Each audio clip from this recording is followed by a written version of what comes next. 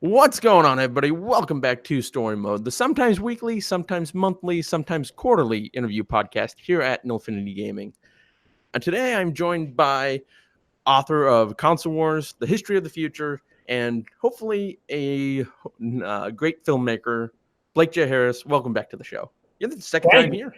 I'm hopefully a great filmmaker too. I guess, it remains to be seen, but I'm doing some good work on the documentary with my co-director, Jonah.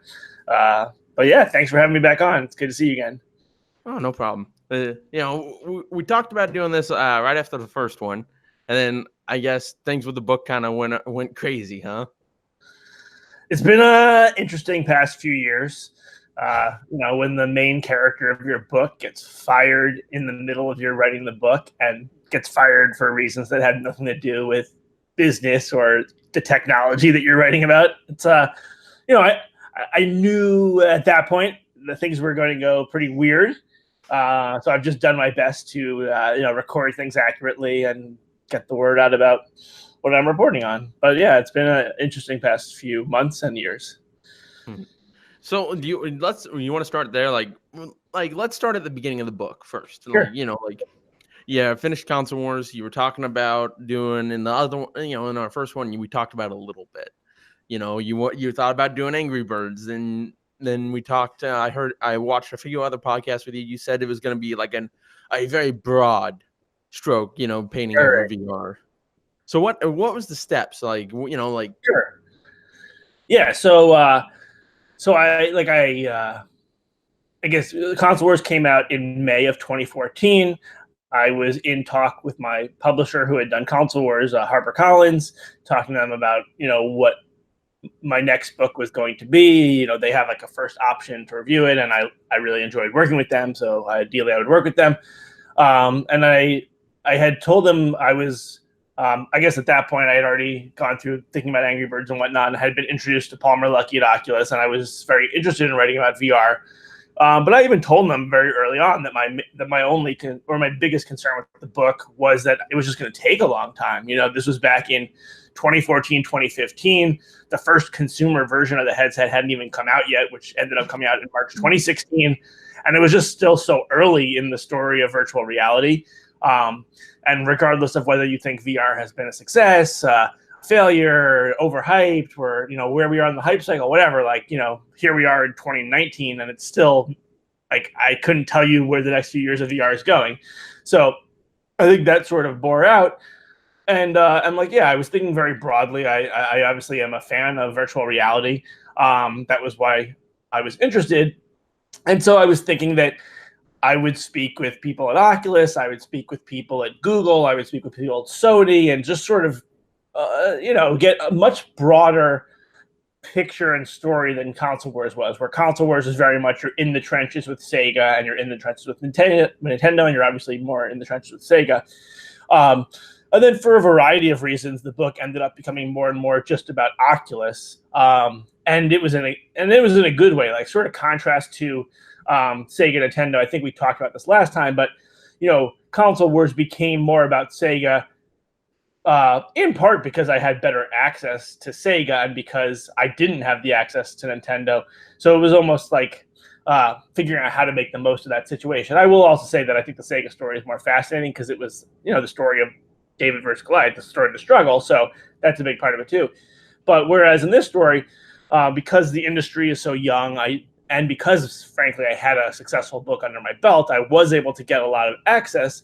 I just found that the Oculus story was more and more where I wanted to go just for the sake of storytelling and intrigue. And so then a big turning point was in February of 2016, 1 month before the first consumer headsets came out, where I was essentially given like exclusive and unlimited access to Oculus, granted by Oculus and Facebook because they had been acquired by Facebook for $3 billion.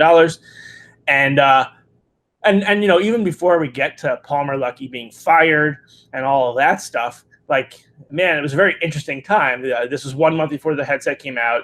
They were all very confident to the point where maybe, even arrogant or cocky.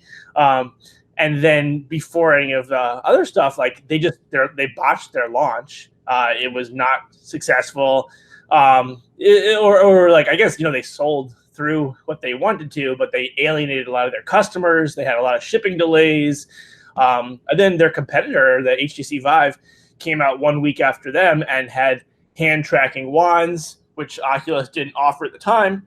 And, basically it was very fascinating for me as a writer to sort of be in there and to have this access when things were not going expected.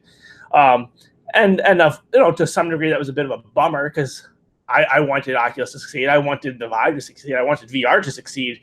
And at such an early stage, it's like, a rising tide lifts all ships. Like, it was less of a console war situation and more of a, VR versus everything else situation.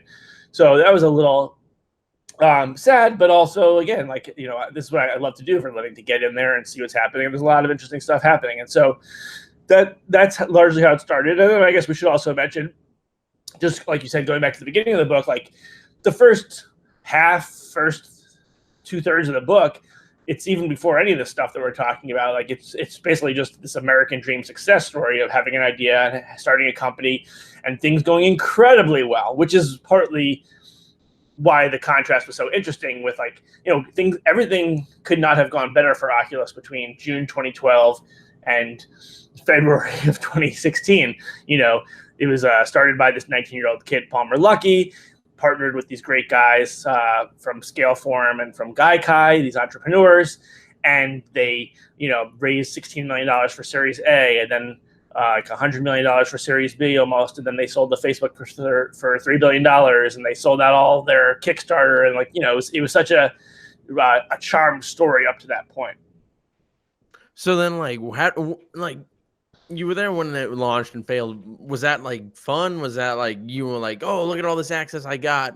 It must have been a good time, right? Like, eye-opening. Like, it was pretty much from the ground floor, like not the exact ground floor, but pretty much from the beginning of, like, the Facebook Oculus kind of thing. Well, yeah. So, like, I had been trying for like a year and a half to get that access. So it wasn't like I just met these guys and this all started. But that was sort of like around the time that our relationship got much closer. And then I noticed right away they were sort of like pulling back from that. Like, it wasn't like they were like dying to tell me about how things were not going well, but I at least was in contact with these people. And I did, and it was fun from the standpoint of, one of the big criticisms about the launch was like, regardless of how things are going, you guys should communicate better.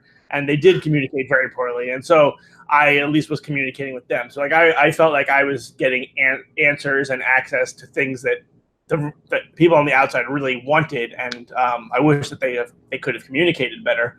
So that was kind of interesting. It was also, part of it was interesting too, because, like I said, there was like a little bit of arrogance or hubris with their competitor, with HTC Vive, like, from Oculus's standpoint, and I don't think that they were wrong, the Rift was technologically superior to the Vive. They also thought that the hand tracking wands that the Vive put out were kind of like poor quality. And compared to the Oculus Touch, which came out 9 months later in December, like, I don't disagree, but I also think that most consumers didn't really care. So that was kind of interesting to see, like, yeah, you guys are correct in your analysis, but, like, you're not interpreting how the market cares about this. And part of it too, it has to be the fact that Oculus was owned by Facebook. Even before the larger backlash and drama that was to come, people really hated when Oculus sold to Facebook. They felt like Oculus had sold out, that Facebook was the worst company to be involved here. And so I think that they were just looking, as was often the case, whenever Oculus would announce something, people would look for the most cynical interpretation of events. Whereas when HTC, especially with support from Valve, would come up with something or do something, people often looked for the most charitable interpretation, because Valve is beloved, and we could discuss whether that's deserved or overblown, but they have done amazing things for over a decade, so they have earned a lot of consumer trust, and you can't really argue that. I'd say it's a little overblown. I'd say it's a little overblown too, but I trust Valve more than I trust Facebook, like, hands down. There's no Yeah. argument. Oh, we'll get into that later on, but so Yeah. like from the launch of the what was it? DK1, wasn't it? I think. Yeah, the From DK1, their first developer kit, they did the Kickstarter in August of 2012, and then the first headset started shipping in March 2013. Okay. So between the launch of DK1 to Palmer Lucky, Yeah. oh, not, I shouldn't, was it, help me get this straight. Did they release the first developer kit before the acquisition of by Facebook? Yes. Or was that, yeah. Yeah, they did. They released the first developer kit in March 2013. The Facebook acquisition happened in March 2014, a year later. And actually, like the week that the Facebook acquisition happened, the Oculus had announced their second developer kit, the DK2. So it wasn't actually out yet, but like it was at the factory. It was all the design was done. So they had done a significant amount, but someone could say that they had never released a consumer product, or anyone could say that because it's true. But it wasn't like they hadn't done anything. Okay. So then you got access in February of 2016. What was the before the whole thing with Palmer and Lucky in November after the election? Yeah. What was the attitude in the Oculus office? Were they happy? Were they like, this is great, everything is, yeah, sure. There's a little shit on the side, but not like, like everything's still pretty on the up and up. Like, was everybody pretty open? Palmer was good in a good spot and all that. Yeah. What? Oh, it's a good question. I think that it's worth reminding the audience and even myself that when I say like, oh, Oculus was feeling this way, or this is what the mood was like, it's a company made up of, at that point, hundreds of people. And as you see in the book, like even the core team, the founders, Nate Mitchell, Brendan Areve, the CEO, and Palmer, like they were super tight, but they had difference of opinions, and that kind of came back to bite them. So like, they each felt a little bit differently about the situation.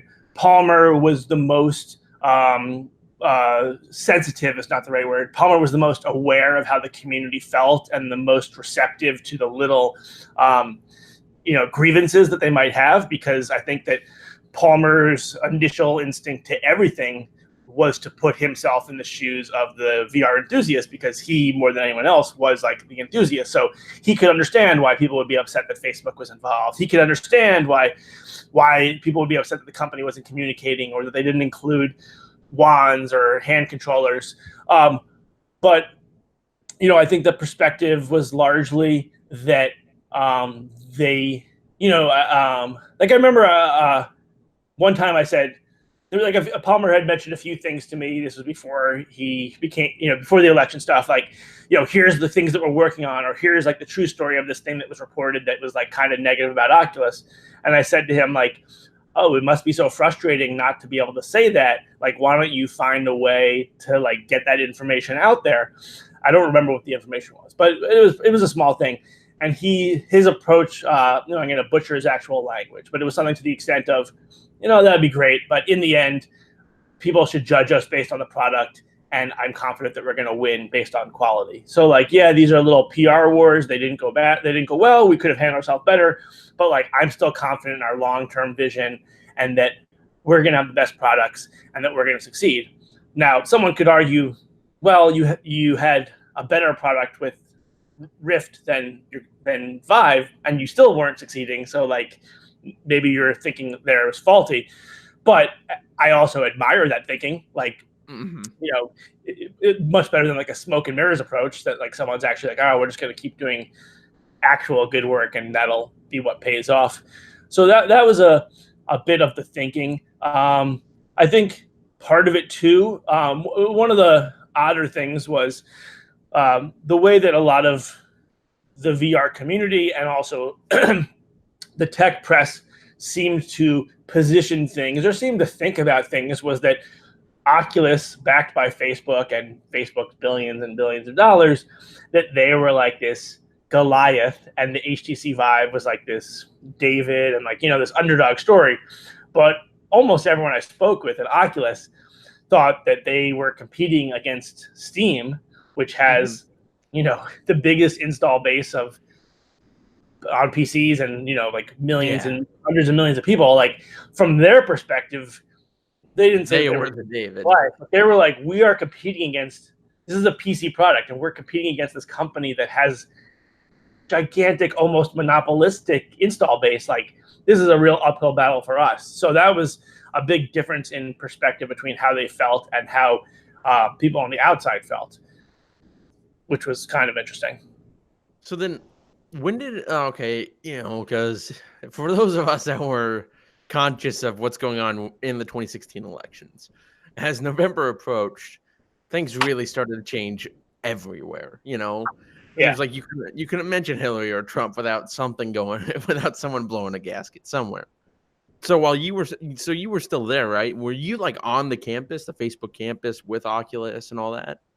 No, I wasn't really. I visited out there several times during my reporting. I guess we should mention, like, I started in July 2015 is when I sold the book proposal to HarperCollins. It was originally due, the book was originally due in September 2016. That happened to be the month that the Palmer stuff that we're going to talk about happens. And I turned in the book over 2 years late. So it was a 3.5 year plus process. And so I did go out there several times, spent a lot of time in the Bay Area where most of the people lived. But for the most part, I was here in New York having most of these conversations by Facebook Messenger, text message, email, or calls. And I think that worked well. Yeah. When did you feel did you feel a shift before Palmer was fired? Did did you feel it like something's not quite right here at Facebook? Like I said, things were starting to get heated towards the November election there. Yeah, no, it's a good question, because obviously a lot of the book is, it's of course about Palmer, the ending, but it is largely more about the culture at Facebook and using Palmer as an example of a lot of these other big cultural things that we're talking about. I think that, like a lot of people, I kind of like took it for granted or didn't really think it was that big of a deal, because I myself am liberal, so I had much more similar views to the people at Facebook. And then I think also I just don't really care that much about politics. Like, I did not vote for Trump, but if you did, I don't really like sure. So I sort of probably extrapolated my feelings onto a lot of situations, or I didn't really look closely at other situations where people maybe were less willing to disregard politics. So I don't think I was super conscious of that, but I was obviously very conscious of how polarized things were becoming and how people just, would talk about, like nowadays, every sentence I feel like is prefaced with, like, well, in Trump's America, or like, how can you eat a pizza in Trump's America? Like, everything is like, as if the world is supposed to be looked at through a different prism. Though, now that I think about it, I think part of it, and part of even and how a lot of people on Facebook felt, was like, this Trump thing is unusual and things are polarized, but Hillary is going to win, so we just got to make it till then, And so I think that's how I was interpreting a lot of what I was seeing. And frankly, I think that's like, even the stuff in the book that in hindsight is really disappointing, like the CEO of Oculus, who's close with Palmer, telling him that Trump is bad news and like it's a bad idea to support him, which, that's a terrible thing for a CEO to tell a close friend and an employee about a guy who's now our president. But that, I feel like all of that would have just been washed away if Hillary won, and people would have remembered Trump as like, oh, this thing that happened, and what an odd experience that was. I will say that in September of 2016, September 22nd, is when the Daily Beast article about Palmer came out, with the one with the headline, "Facebook billionaire secretly funding Trump's meme machine," and then all this inaccurate fake news about Palmer happened and all that stuff. So that was September 2016. I guess like 2 months earlier or so is when Palmer had mentioned to me that he was a Trump supporter, and we started talking a little bit about politics.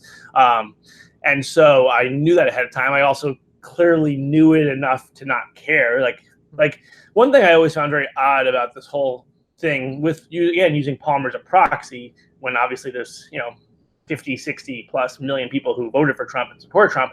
But Palmer is a very intelligent person. He's also, in my opinion, a generally compassionate, caring person. He's not an asshole. He's not someone who's voting for Trump just because he wants to stick it to liberals or because he wants to get his tax break. So when Palmer told me he was a Trump supporter, my initial thought wasn't, oh, I used to think of Palmer up here, and now my opinion of him has gone down here. My initial thought was like, oh, Palmer's a smart guy, a good person. What am I missing about Trump that he likes? Like, I'm curious. Like, I'd like to see it from his perspective. And I've been surprised by how often people don't have that reaction. Instead of, if you admire someone and you find out they're a Trump supporter, like, why? Like, it seems weird that your opinion of them would change when maybe you'd be like, oh, well, why would someone I admire feel this way? What's different? So I had good conversations with Palmer over those few months, but I also knew that he was pretty careful about not sharing his views with Facebook. So I guess to answer your question, I was aware that it wasn't the kind of environment where a Trump supporter at Facebook felt like they could, speak confidently about it. And I still, that's a little sad to hear, but it's also,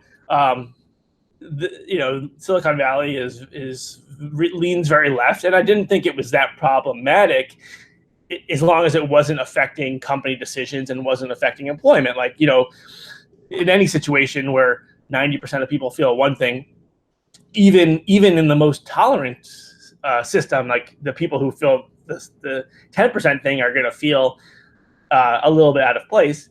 And so I didn't really think it was a big deal until I saw what happened with Palmer and how he ended up eventually being fired. Okay. So I got a story about this whole Trump supporting thing. I'll tell you when I'm not live. Why? It's not suitable for air. It's kind of suitable for air, but I don't want to. The goal of the podcast is to have fun, cool, and interesting conversations, not to be a dick and call people out. Okay. Unless they're publicly being called out, and people who wrote the Daily Beast article, that guy deserves to be called out because that guy's an asshole.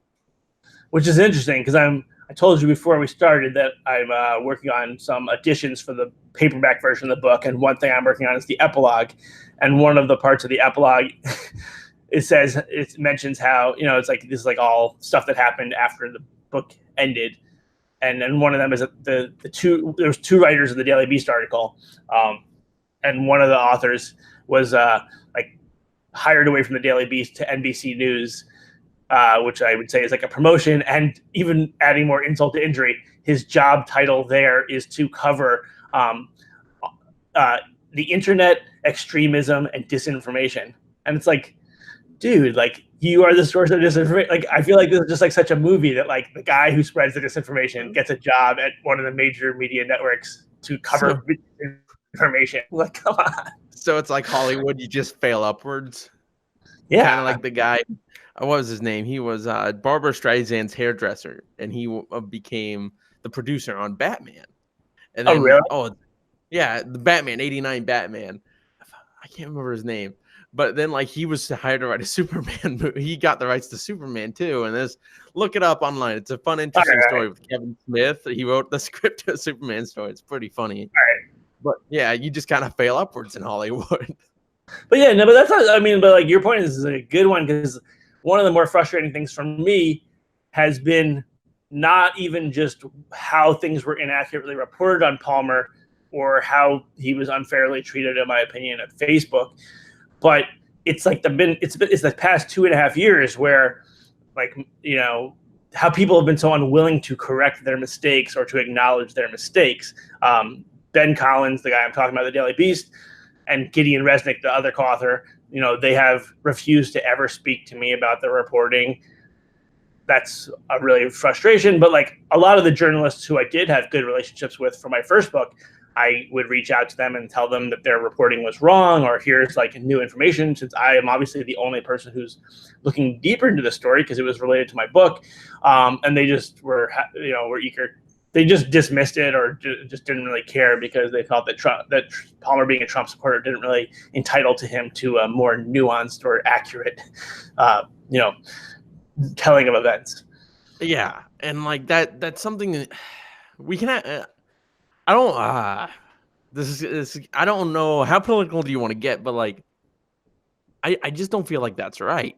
When I don't think it's political is the answer. It's like no, like I've said this before, but like if I told my mom, hey mom, here's the article about Palmer and here's the truth about what really happened, and the only thing that the truth and what was reported has in common is really that Palmer was a Trump supporter.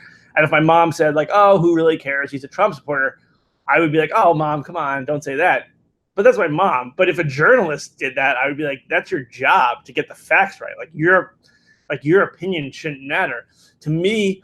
If people might say, oh, every news report or all journalists are subjective to some degree and all outlets lean one way or the other. I'm sure, of course, like we can't reach perfect objectivity, but to me, the amount of subjectivity that I'd be willing to consciously bring to my work is just in what I cover, not how I cover it. I would, maybe I'm more likely to cover liberal causes, but I'm not going to approach it where I'm just using the facts to cherry pick to tell the story I want. That's a disservice to everyone, to your organization and to readers. So I very naively expected that when I brought additional information to journalists, they would be like, oh, this is great. like now we can fix this mistake, or like, wow, I didn't know this. I guess Palmer's not so bad after all. So I was like I said, it's probably naive, but I was very disappointed when people just shrugged their shoulders and didn't really care. And I don't think this is politics. Like to me, politics is talking about like why we like Trump or dislike Trump, or why we feel like what we think should happen at the border or with healthcare. But we're not talking about those things. That's not what this conversation is about. It's just about like reporting information accurately and giving people the time of day. And one of the ironies is that like Facebook of all places, and this is something I'll be adding to the revision, but like, Facebook has like signs hung up all around campus, like campus mottos and all that. Like, they used to have that famous motto, move fast and break things. The famous Facebook motto, but now they have all these different ones. And one of the ones that they had around the time of all this was always assume positive intent amongst your employees. So which was just so ironic because that's the opposite of what happened. Nobody thought like, oh, well, Palmer supports Trump, but he must have good reasons. They're just like, oh, he's a bad guy. And then another one that would be hung up was bring your authentic self to work. So it's like, yeah, well, bring your authentic self to work as long as you're not conservative. So what you're saying is Facebook is full of hypocrites and an echo chamber. Oh, it's definitely an echo chamber. It's definitely hypocrites. I don't know how much it impacts the actual platform. Like, people have asked me to talk about like, oh, then this must mean that the algorithm's biased and all that. I don't have any firsthand information on that. And I think that like if it was as biased as some people think, like that stuff probably would have leaked. This is all speculation on my part, but I can speak with authority based on hundreds of hours of interviews and looking at evidence that it is absolutely an echo chamber and that it is a hostile environment towards non-progressives. And it's not even like liberals. Like I don't think I would have done well in that atmosphere because I consider myself a liberal, always have, but I'm not political. Like, I don't really care that much about my political leanings. It's not a part of what I bring to work. And I'm certainly not like someone I would consider like far left. And yeah. Go on. No. And like that's the case. I would also note that this may be a difference without distinction, but like there is a sense from the outside that these policies come from the top, like from Mark Zuckerberg or from Jack Dorsey at Twitter. These guys are very progressive and that's the direction they push the company. My opinion is more so that the activist nature is bottom up, that like Mark and Jack and other people, like, yeah, I'm sure that they lean liberal, but they're more or less feel about this a little bit like how you and I feel, where like they still want to have a neutral platform. But there's so many people at the company that care so much and they cater to these people and like, empower them Like I said, it might be a difference without distinction because the actions are the same. But I think it's maybe comforting to know that like Mark isn't sitting there in office thinking like, how can I inflict my liberal agenda on people? Like I have a little bit more admiration for him in that regard than that. So then, like, I agree with you 100%. Like, if you're a journalist, you should just report the facts. Me and my sister, she went to college. She was she got a degree in English, and now she's being a lawyer. And I always told her, like, when you sit down to like talk about someone's story, you should get your facts, and then that tells the story. But Frankie's like, well, no, you should have a narrative, and I'm like, no, that's not how you do things. Well, like, I shouldn't say that. That's not how I do things. I've always that Mark Twain quote, learn your facts and then distort them at your pleasure. And leave no, I don't know that quote. Never that. It's a good quote. Yeah, it's a good quote, but it speaks true to like journalism and like the tech journalism as a whole. Like, it's getting a little crazy out there anymore. Right. But, like, and again, like, I mean, that's a really cynical way of looking at things, but it's also probably pragmatic because that is how things happen. You see what kinds of content is reported on places like Polygon and The Verge and all these places. And even if it's like 80% of it is work I like, there still is 20% that I think is kind of ridiculous. But, free speech and all, Godspeed if you want to write that stuff. But it's really just a matter of when you're told something's wrong. Even if you learn your facts and then distort them at your pleasure. When someone's like, hey, you actually distorted that incorrectly, you can't just go like, well, sorry. You'd be like, oh, well, it is my job, so I should at least like acknowledge that I'm wrong there. Yeah. Yeah, and like I said, my sister to say that, I was like, what are you learning in college? Yeah. Like, like that's not right. You don't do that. And like this can be a whole nother conversation with the games journalism. Like, I like Jason Schreier, but then like when he's sitting there being like, YouTube people are not doing true journalism, and meanwhile Polygon puts up an article about Tifa's tit size, I'm like, okay, so right, what is it then? Like that was worth doing? That was like what that guy took an hour and a half to write that? Yeah. Well, it's weird, and I often find myself in a weird situation because I'm, like I said, I'm not very political. There's not too much that I'll elevate me to the point of, becoming active or trying to support certain opinions. But I do really support free speech. That is something I care about a lot and will, talk about.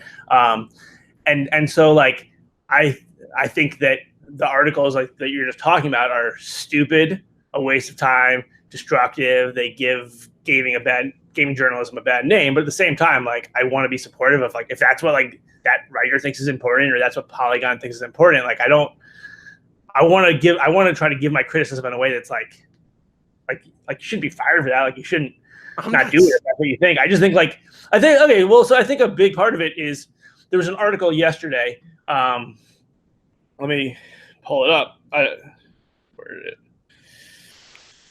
Well, I agree with you, and I'm not saying he should be fired. This is from VG247, but game developers, it's time to stop listening to the fans. And the preface of the article, the introduction is like, well, my headline was a little hyperbolic, but still. But the point I want to make, because I think most people think that that's stupid. Like, as an author, I think it's important to listen to the readers. You don't have to change what you're doing, but like, you should be what your fans and what your constituency thinks is relevant. But I see like game journalists really don't represent the interests or the curiosities of their audience or their perceived audience all that much. And that seems to be what the disconnect is. Like, like I said, like you should feel free to write whatever you want, but who's going to read it? Who are you writing this for? So I think that like definitely not worth getting into Gamergate because that's a whole mess and no, a lot of it that I hate. But like a big part of it was like people feeling that the journalists are not, that they feel like they're superior. That they feel elitist, or in that case, like there were articles like negative comments about gamers, and it's like your audience is gamers, and And it was not a nuanced article. It wasn't like, well, some gamers or these types of gamers. It was like gamers, like, which is like 95% of your readers. So it's kind of a sad state of affairs, because in an oversimplistic way, I feel like there's two sort of approaches that you could take to being a journalist. One is you are essentially representing, like, you're an ambassador for your sources. So like maybe you're going behind the scenes at id Software and you're reporting what id Software is telling you. And it's not that like you're reporting what id Software wants you to report, but obviously they let you in there, and they're, you're basically saying like, here's a filtered, in my opinion, version of this. Or you're approaching it from the perspective of your audience and your readers, like going into id. But the game journalists seem to be doing neither. Like, they're not speaking on behalf of the writer. They're not speaking on behalf of the readers, and they're not speaking on behalf of the people who they're actually covering. They're speaking on behalf of their opinions. Yeah, I used to read Kotaku, IGN, and GameSpot. I go on the IGN app and I look at headlines, and I'm like, oh, if I'm interested, then I like IGN. I think IGN does the best job of all of them.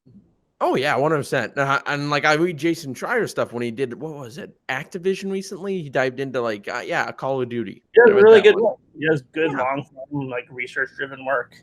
I just don't know why many of his colleagues don't also. Anyway.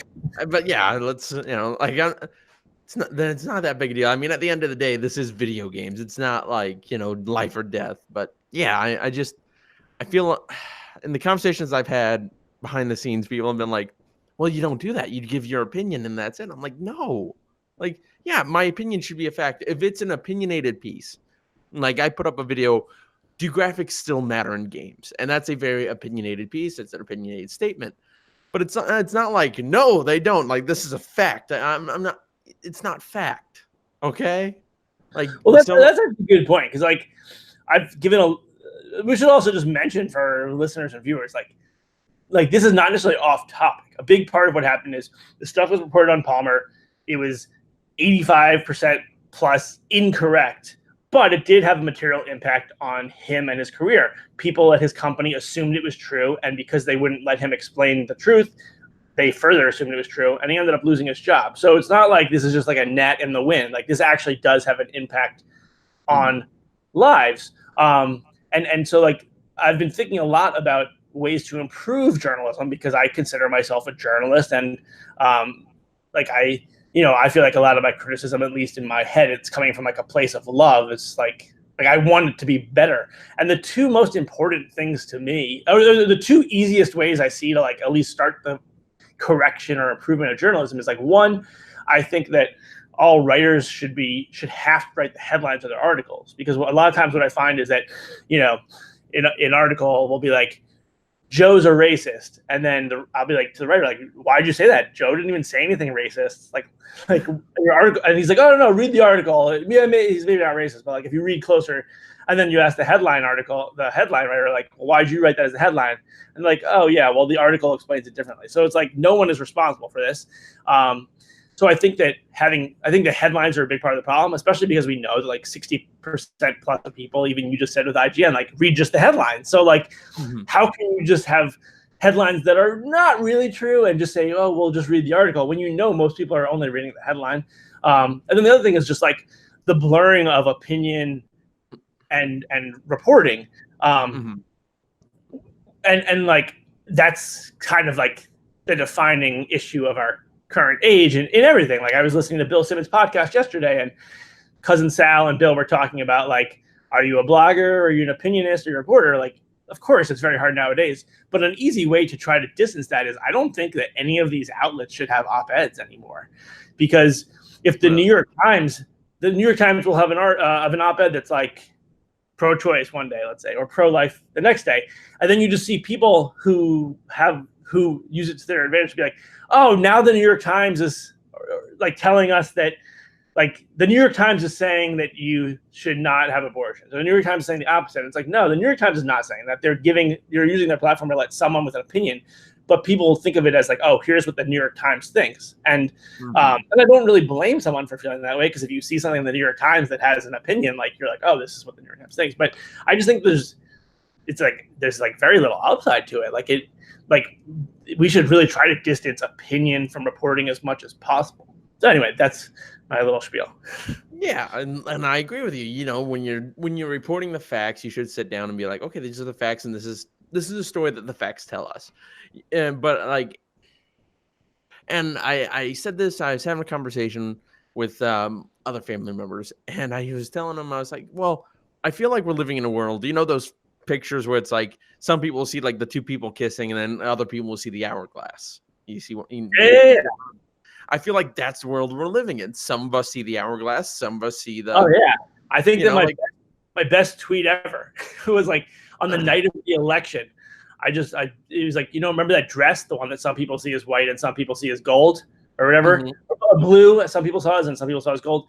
I said like something like, dear future historians, like here's a depiction of the 2016 election. It was that dress because I just saw everyone was like, some people are so positive that Trump is the Antichrist, and some people are so positive he's the savior, and it's like I don't think either of them are like lying, and they're working off a similar fact set. But guys, you have to realize like you're both humans. Like there's some, obviously it has to be something in the middle here. You're both looking at the same thing. You can't. There's something going on here that you're both reaching such different conclusions.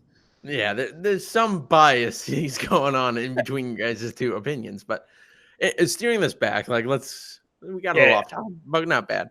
So the election that comes out funding Trump's racist meme machine, which was the only meme what was it? You can tell them. Oh yeah, well, first of all, it wasn't memes, or I associate memes with online behavior. It was this organization that he donated $10,000 to was to put up billboards across the country, and the only billboard or meme or whatever you want to call it they ever put up was a slightly characterized image of Hillary Clinton's face with the words "too big to jail." So definitely a pretty normal like campaign ad. Not absolutely horrible. Absolutely horrible. Should be jailed instantly. Absolutely horrible. I read the article, and then all the articles that came after that, like Ars Technica, raised the game to the Facebook billionaire secretly funding Trump's racist meme machine. My first thought, not even as someone who knew Palmer or who was like involved with any of this stuff, was like, all right, well, where's the memes? Show me the memes. Then if they're really bad, then I will like my opinion of Palmer or this organization will probably be negative. Or I'll ask him about it. But there was never any memes. There was it was one billboard ever. And the defense that some people have said, well, yeah, it was only one billboard because we stopped them before they did the really bad stuff. Well, that's called punishment before the crime. Yeah, so I guess we're doing like preemptive journalism, fine. But then I talked to the founder of Nimble America, and they would, even if they wanted to do like terrible memes, which they didn't, they wouldn't have been allowed to because there's laws like for putting up billboards. They have to conform to certain regulations and standards. So it's this was just such a fabricated story in every way. Yeah. Did you ever see this kind of there's this show in the 90s called Recess, and I use the word all the time. Well, yeah, it's a cartoon. It was Disney or something. Yeah, I remember. Yeah, TJ would always be like, "This womps." Remember that? Yeah. Okay. Well, there's an episode where like the superintendent comes down and he's like, I gotta stop this evil word womps before it means something bad. It just means something, and this is the kind of the way I feel about this story. It was like, well, what? That's horrible. That means something bad. It's gotta mean something bad. He's gotta be bad, right? So then like they take him into court and stuff. And then like the judge is like, so what's it mean? And he's like, TJ's like, it means nothing.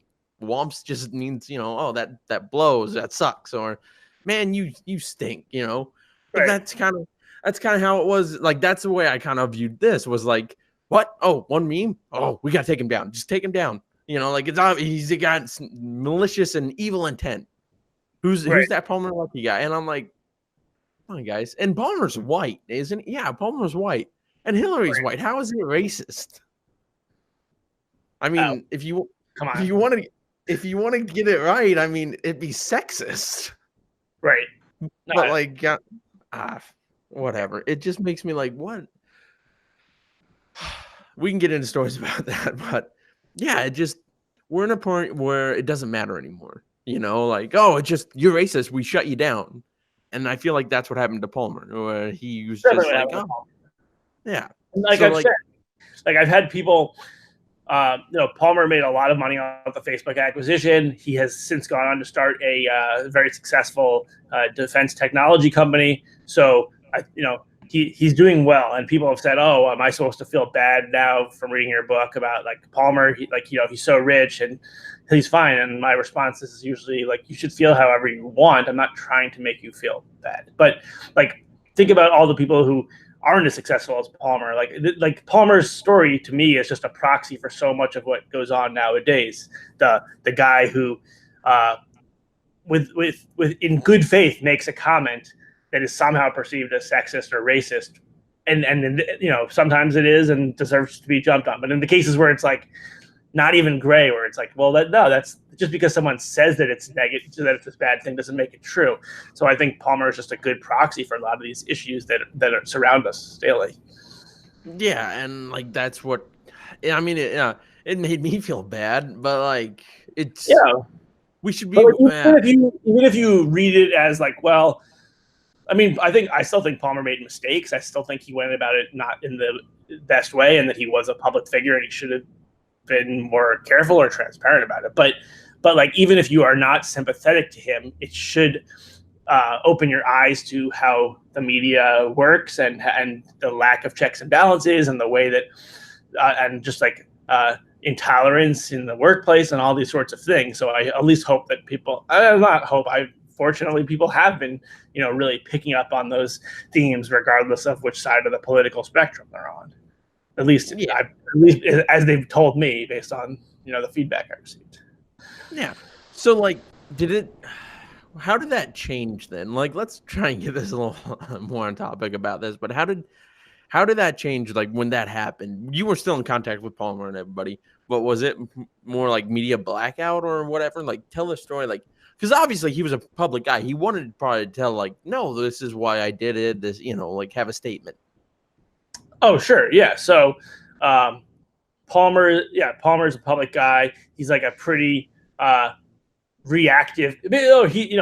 One big difference between me and Palmer is I'm 12 years older than him, but like I could tell that there's a difference. Like I feel like I'm a child of like the PC generation, but he's a child of the internet. Like, so his first response when this happens is like, I got to get online and respond to this, like do a Facebook post or get on Twitter or get on Reddit and, say what's right or what's wrong. So anyway, he wrote a post that said what was true about the Daily Beast article and what was not.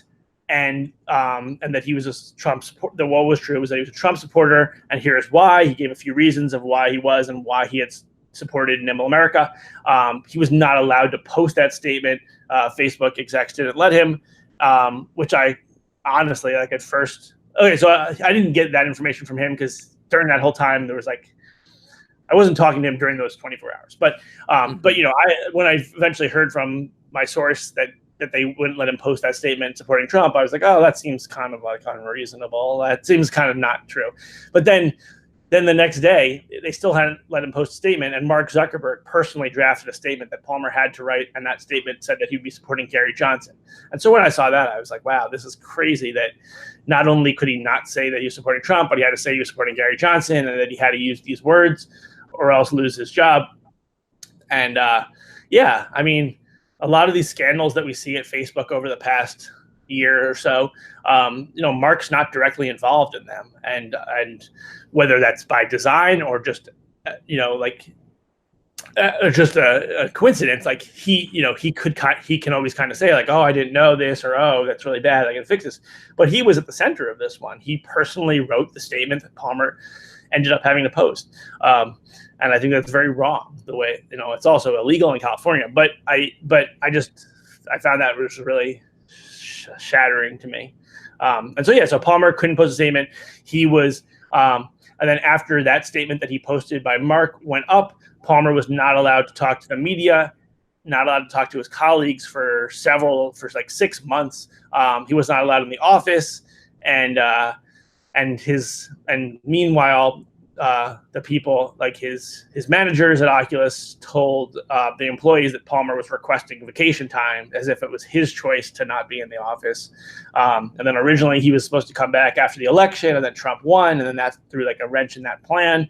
And then ended up in February, I think the first week of February, he got a call that he was, through his lawyers, that they were firing him. Yeah, I don't know. So I was in touch. I was in touch with him most days during that. There was a lot of stuff he couldn't talk about, particularly like what I later learned was like Mark's involvement and all that stuff. I assume it's for legal purposes that he can't. But you know, just as someone who's the founder of a company, the face of a company, it was really fascinating to talk to him every day while he was, you know, not allowed to be in the office and all these things were going on. And then, you know, Oculus Touch, which was like a project of his that had started with him, and it was like a beloved project of his that he wasn't allowed to be at the office during all that. That was a really sad stuff. You mentioned before the show that the book was sad, the ending. It's really sad for me to write. It was really sad for me to experience. It was really sad for me to see all these people who had been close with Palmer, his like co-founders and other people that had been in the company, turn on him, in my opinion, you know, to not have his back, to also, you know, to lie about him and his role, especially after he left the company, where they wanted to make the point that he was not that important actually after all. A lot of it was really sad. And you know, like we said, you got to report the facts. So I would have loved to write a book with a happy ending, but the stuff was sad. And so that's how the book ends. I tried to end it on an optimistic note. But it's like a really sad example of a lot of things. So how did it change you then? Like your opinions? Because you said you're you said you're a lifelong liberal. So you voted, if you don't want to tell me, you know, that's fine too. But you voted for Hillary, right? Yeah, I voted for Hillary Clinton. I actually I grew up in Chappaqua, like that's where I lived as a kid and went to high school, which is the town where Hillary and Bill now live. So like I felt like even like a more special affiliation to her. I will say that I was a kid. I was definitely a fan of Bill Clinton. I was a fan of Hillary. I wasn't a hardcore fan.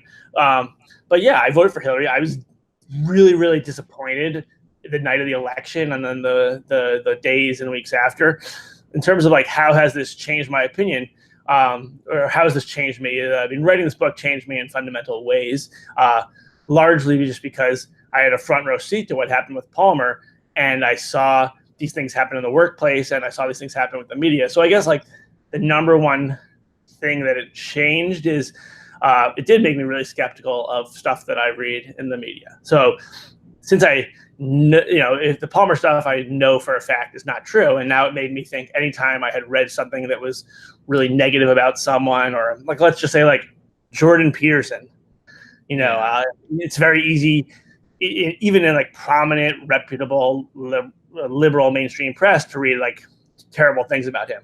So instead of being like, oh yeah, he's a bad guy, I decided, okay, well, I'll listen to him on the Joe Rogan podcast or Dave Rubin show, and I'll form my own opinion. So, I mean, I think that's, I guess, like a net positive to like form your own opinions. But at the same time, you know, the reason that we have the press is like to outsource that work. Look, so instead of me spending 2 hours listening on Joe Rogan show, it'd be great if someone could sort of accurately and fairly capture what he's saying in a shorter way than if I want to learn more. So it changed my opinion of the press. It also It also made me think that I grew up. One of the reasons I'm a liberal is because, we always talk about tolerance and being tolerant of others different than us. Liberals, many liberals are very intolerant of people who are not liberal. So I definitely, being part of that echo chamber, didn't really see, I didn't see it to the degree that it was true. Even I was talking to someone the other day, and they were talking another liberal, and they were talking about the conservative Fox News, Glenn Beck, Tucker Carlson world, and how they all have this conservative bias. And then I said, okay, but you have like a liberal bias. And they're like, oh, no, no, I have no bias. Like, they have a bias, but I don't have a bias. And it's like, I don't think I was ever naive enough to think that that was the case, because we all have our different lenses. But I was like, I guess I was naive enough to think that other people believe the same thing, that like no one thought that they were the one who didn't have a bias or didn't have a perspective. So I guess it's like, it's really, it hasn't changed my political views. Like I I think Dave Rubin is sort of like a good example. He has this famous video, "Why I Left the Left," which I thought was I really like that video. I thought that helped open my eyes a little bit.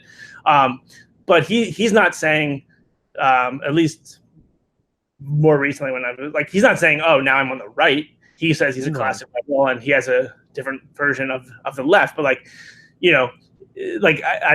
know that some people, like, their response to feeling displaced by the left is to move to the right. I'm trying to not do that. I'm trying to stay where I was and figure out, like, well, how to move the left back towards me, or what do I do? So I don't know that my political opinions have changed, but my cultural opinions have changed a great deal, in terms of it opening my eyes, and generally, if I were to sum up how I have changed in the past few years, it's to try to be more tolerant. I think that to some degree that was always my job. My job is to interview people and to try to see things from their perspective. So maybe that's why I was like somewhat well equipped to handle this situation. But then again, we spent a lot of time talking about journalists and how come they should be well equipped too, to try to see things from other people's perspectives. Yeah, and I mean, I kind of, I'll say this. I've always been, I'm not going to say which way I lean. I mean, if you watch some of my content, you could probably guess. But and it's one of those things where, like, I'm afraid to say where my stance on things in a public forum, I should say. And I don't want to be that way, but I'm also like, well, I don't know what can happen if I do. But I've always been the kind of guy that's like, live your life. Let me just stay up for 1 second just to say, because I said I'm not political, and I would say the same thing. The only, I had never said my political leanings either. The only reason I have publicly said I'm a lifelong liberal is because I wanted to try to show other liberals and to show that, like, I wasn't just someone who was looking for the facts that supported my pro-Trump worldview with Palmer. So I've tried to do that. Because the book became so political, I feel like I do have a responsibility to share my comment. But anyway, I didn't mean to cut you off. I just wanted to. It's fine, but it gives you. I feel similar to you, but I felt like I felt like I need to disclose it in this situation with this book. Yeah, no, but like, it gives your book so much credibility too. If I, like, you saying I'm a lifelong liberal, I voted for Hillary Clinton, but I wrote this book that's just the facts about Palmer Luckey, an outright Trump supporter, and how he was basically forced out of Facebook. It gives you a lot of credibility, because it's like, yeah, I'm on your side that you're probably angry with, but I'm also here to be honest and tell the true story. And that's how it should be. Sure, you know what? My political leanings and your political leanings, we might not get along, but the facts of the matter is, this is the story, this is what happened, and this is how it should be presented. Then you and I can have a conversation of our opinions. It shouldn't just be like, well, this is my opinion and there's the facts. I'm only going to tell you those facts. You don't. It's not a nitpick thing. You don't get to pick. It's not a cherry tree. You don't get to pick the best cherries out of the tree, and then those are the cherries you get. It is the story, and that's how it is. And I don't know. It pisses me off, and I've had a lot of conversations with people about this, and I've lost a few friends over this election. But yeah, but like, I agree with you 100%. Like, this was and that's why I didn't know where to take this podcast, to be honest. Because, like, at first I was like, oh, we're talking about the book. It's great. We'll talk about VR and how awesome it is. But it's just like, no, this became a very political story. And it's one of those things I feel like we should cover, because I told you how much I like The Newsroom. And The Newsroom is like one of my all-time favorite shows. But like, in the first opening scene, remember Jeff Daniels is sitting there and he says, the first step to solving a problem is acknowledging that there is one. So we're not going to get past this point where it's like, I'm right, you're wrong, go to hell, unless we acknowledge that we need to have a differencing of opinions, and we need to understand that, no one's 100% right, no one's 100% wrong. And that's where I stand with this. And like when I looked at what happened to Palmer, I was like, this is wrong. And I had friends in the gaming industry. They're like, no, basically hitting the Daily Beast. I'm like, there's no way. There's no memes. There's nothing. Yeah. I'm like, no. Yeah. One I was important, like, I'm not sure if it is in this book or will be in the revision, but like, I remember one thing Palmer told me, when like, a lot of people felt that way. Like, and I put together a list of the tweets of just like regular people talking about him, and they were saying a lot of mean things. And and I shared it with him to get his reaction. And he said, he's like, the obvious reaction is, wow, these people are saying such mean things about me. He said, but the way I really feel is like, wow, these people have been deceived. And he didn't really blame them. So like your friends who were saying, well, but he's putting up all these memes, like, I don't think Palmer blames them for thinking that. He would probably wish that they thought a little bit more or did more research, but like, it's not their job to do research. He said, like, it's the journalist that misled them. Like, that's what the problem, in his opinion, was with that.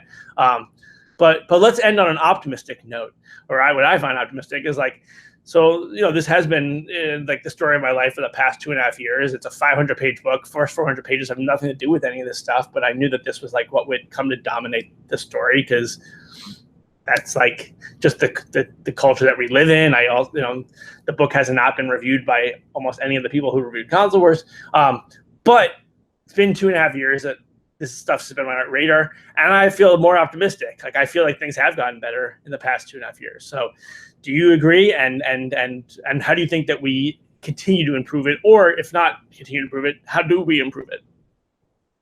I think we have gotten better, because like there's a lot of division around the whole, like, the country going and all that.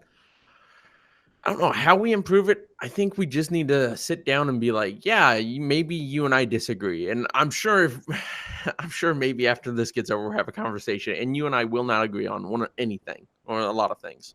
But, a difference of opinion is never a bad thing. It just gives you, like, I find it interesting. Maybe I'm sick in the head, but I find it interesting, like, let's talk about tariffs and how that's a good or a bad thing, and I'm not a very political guy like you, but I'm just like, well, it's just the climate that we live in. We should understand that. And how do we do that? Teach people to be more open-minded. How do you accomplish that? I don't know. I think there's going to be a certain amount of people that are set in their ways, that are like, I only believe this, and that's all I need. Like, I can tell a joke of a thing that I always tell people, but it's a little inappropriate for this podcast. But like, they read the headline and they slap it down, and like, that's all the information I need. Trump did this wrong, and I'm like, did he really? Like, or like, did Hillary really do that horrible thing? Or like, is she really this god awful human being? And a lot of that, I think, has to be done with the media. You need to start where if you have a platform that reaches 10 people, 100 people, 1,000,000 people, you should feel some sort of responsibility to be like, this is the truth. This is the information that needs to be put out there. And this is my opinion with it. If you want to do an opinionated show, like Philip DeFranco, he gives you the facts, he tells you the story, then he gives you his opinion. You don't disguise your opinion as fact. How do we do that? I don't know. I mean, I think you need to have a certain point. You need to have an open mind, though. And I feel like me and you, we both have that kind of open mindset where it's like, yeah, I'll watch Fox News and for as long as I can stomach it, and I'll watch CNN for as long as I can stomach it. And then, you kind of form your opinion between the two. But I think that's just kind of how the world needs to be. And I don't want to be too political, but it's up. I don't know. What's your opinion on the matter? Answer. Yeah, no, I mean, I'm a journalist, so I don't think it's unusual that like I focus on the journalistic media side of things. Like, that's definitely like my bias is like a lot of times I look at the reporting of things because that's what I do for a living. So I do see that as the big area, in my opinion, that needs to be corrected. And I think that part of why things have gotten better, in my opinion, why I'm more optimistic over the past couple of years, is because I think that just it's like almost like it correlates with like distrust of the media. Like, people thought that fake news was like, oh, like Hillary Clinton like murdered Elvis, like that, like yes, okay, I think that did not happen, but actually fake news is like much more nuanced than that, and it's like, and as more and more people just flock away, or just be like, more and more people see behind the curtain, that what you see on stage can't be as effective, and that clearly happened on the right or whatever. You described like Trump supporters, like a lot of it was based on distrust of the media, and frankly, like deserved distrust. And I think that's just happening more and more. That and I think also, I this is maybe just more anecdotal, but like between like what happened with Palmer, like I said, is a proxy for a lot of things that happen. And I think more and more we all just know someone who it happened to, or we're a fan of someone who it happened to.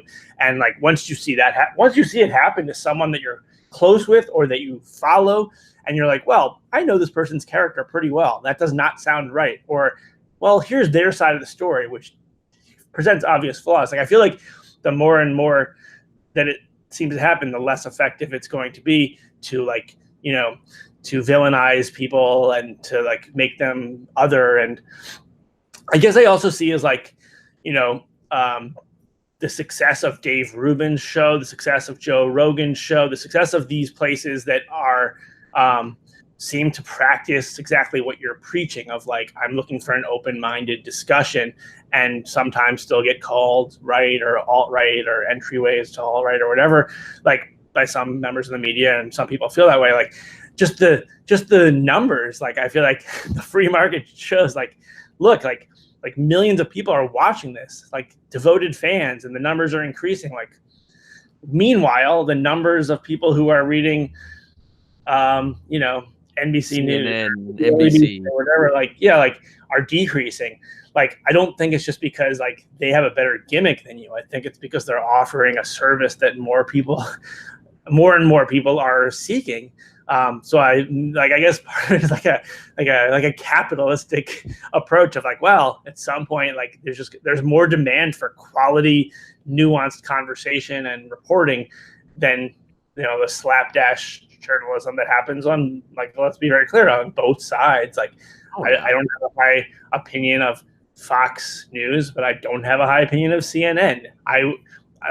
If someone said, oh, I watch about 4 hours of blank each day, and whether they said Fox News or CNN or MSNBC, my opinion of them would be the same. Of like, all right, like that seems weird to watch so much television news. I think that stuff's garbage, but I don't think it would be one way. Like I wouldn't care much more if it was one outlet than another. Yeah. Well, Blake, thanks for coming. It was a fun conversation. Yeah. We got a little more political than I would have liked, but I feel like this was a very, very political subject. You know what I mean? Like it became that, which is fine. I mean, that was the story. And hide it. Like I didn't want. This is not what I wanted the book to be about, but that's what the book became about, and that's a big part of our discussion. Like I could have just done this all in one chapter and been like, this thing happened, but that's not like what the story became. So exactly. Story takes us and where the facts take us, and I appreciate the conversation. Thank you. Yeah, I did too. I think it's a fun conversation. It was great to have you on again. Hopefully we can do it again sometime. But yeah, man, thanks again. And got anything to plug? No, actually, I will plug something. Ben Mesrick, who wrote The Accidental Billionaires, which became The Social Network and is one of my favorite writers. He wrote this awesome book called Bitcoin Billionaires about the Winklevi twins. So nothing that I wrote, but great book that I'm reading. And Ben Mesrick's an awesome writer. So I recommend anyone watching or listening buy his book or read his book and borrow from the library. It's a good book. Well, I'll check it out then. Anyways, guys, thank you so much for watching. I hope you enjoyed this conversational podcast with Blake J. Harris. Check out his book, The History of the Future and Console Wars. See you guys later. Bye. You can say bye too. Oh, bye.